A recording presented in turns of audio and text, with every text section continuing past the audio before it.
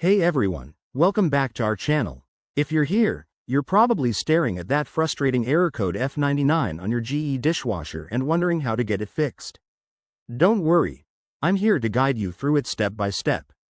This error typically signals a communication issue between the dishwasher's control board and other components, often caused by a power glitch, a faulty door latch, or even a blockage in the system.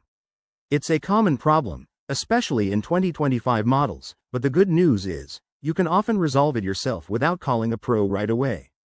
First things first, safety is key. Before you start, make sure to unplug your dishwasher from the wall outlet to avoid any electrical risks.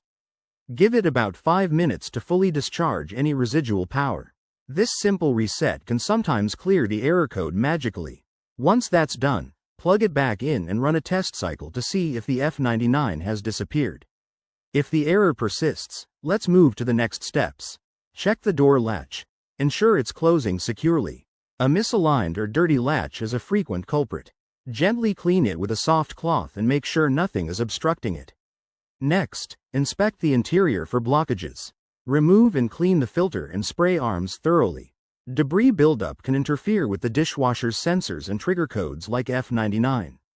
Now, verify your water supply and drainage.